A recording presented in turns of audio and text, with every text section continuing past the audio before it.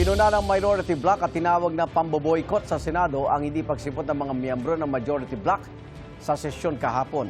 Sabi nila, kung gusto ng mayorya na magprotesta sa pag-aresto sa kasama nilang si Senador Jingoy Estrada, sa plenaryo nila ito gawin. May unang balita si Sandra Aguinaldo. Alas 5 ng hapon dapat magsisimula ang sesyon ng Senado pero bandang alas 5:30 na ng hapon, wala pa ring miyembro ng mayorya sa Senate floor. We're waiting lang, hinihintay lang namin.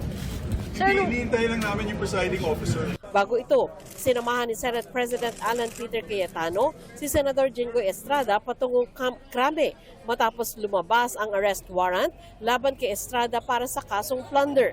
Kinausap ni Senador Mig Zubiri ang Senate Secretary pero wala anyang pasabi kung darating o hindi ang mayorya. Ayon kay Zubiri at Senador Kiko Pangilinan, maghihintay ang minorya. Pero paliwanag din nila, may trabaho ang Senado na nakasalang sana pero hindi maaksyonan. Meron din kaming dalawang third reading kay Matthew Ramos at si Benny Boatwright for citizenship. It's scheduled today and they're here. Ang mahalaga dito yung sa CA kasi meron pala mga generals that are up for promotion na darating na po yung birthday nila. So kung hindi mag-convene yung CA, kawawa naman sila, di ba? Naapektuhan pa yung promotion nila. Pero sa huli, wala pa rin sumipot ng taga-mayorya kaya hindi natuloy ang sesyon. Sabi ni Senador Panfilo Lacson, magkakaroon ng caucus ang minorya.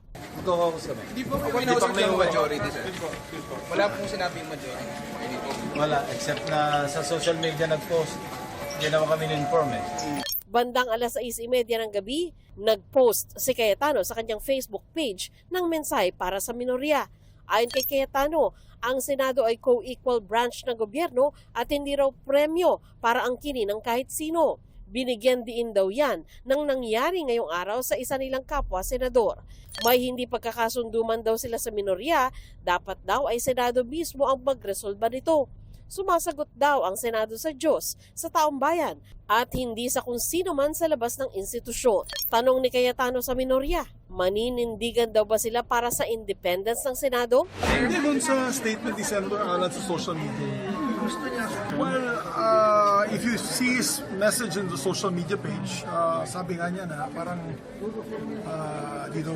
it's a sign of protest on their part. Bakit naman naka-hostage yung trabaho ng Senado? Saan panawagan niya It's kasi? never happened, ha? 14 years ako sa Senado. Ngayon pa lang nangyari na hindi sumipot yung presiding officer. Ayon kay Senador Raffy Tulfo, papasok pa rin ang minority senators. Tapos pinatayin pa kami ng aircon. Pinatayin pa kami ng wifi. Kung may balak silang i-boycott ng Senado, sila lang. So that's the term, sir, boycott ang ginawa ng majority? Parang gano'n yung tema ng message ni SP Alan. Na kasi dapat daw, we have to show independence sa Senate, ng Senate daw. Ano independence pinag-uusap ko na sasabihin niya? Pasado alas 7 ng gabi, pumasok muli ang minority senators sa session hall at pinakanta ang guest choir ng Lupang Hinirang at isa pang awitin. Pero dahil walang quorum, tuluyan na ring umalis ang mga senador ng minorya matapos nito. Sa isang joint statement, iginiit ng minorya na kung gusto ng mayorya na magprotesta o depensahan ang posisyon nito, sa plenaryo raw ito dapat gawin. Giit pa ng minorya, walang katotohanan na tungkol ito sa Senate independence, kundi tungkol sa rule of law, public accountability at lawful process sa ombudsman at sandigang bayan na hindi kontrolado ng kung sino mang senador, block o presiding officer. Kino-question na raw ba ni Cayetano ang rule of law? Ang gusto raw ng mayorya ay sumama ang minorya sa boycott at gamitin ang minority para manatili ang Senate President sa pwesto habang iniiwasan ang tunay na test of numbers sa floor. Sir, sa may paglabag, kung may paglabag, maghahain ba kayo ng complaint or ethics?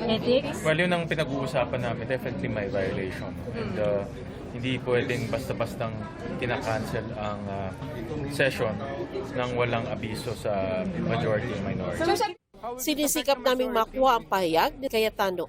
Ito ang unang balita. Sandra Aguinaldo, GMA News.